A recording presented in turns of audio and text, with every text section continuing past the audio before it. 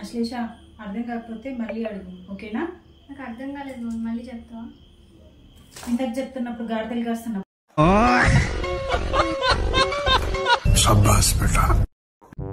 ఏమో నీకు ఒక గుడ్ న్యూస్ బ్యాడ్ న్యూస్, ముందుగా ఏది చెప్పమంటావు?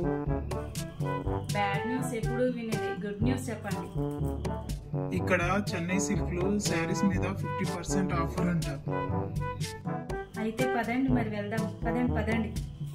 ఎక్కడికి పోయేది? బ్యాడ్ న్యూస్ వినవా? బ్యాడ్ న్యూస్ ఏంటి? ఆ ఆఫర్ నిన్ననే లాస్ట్.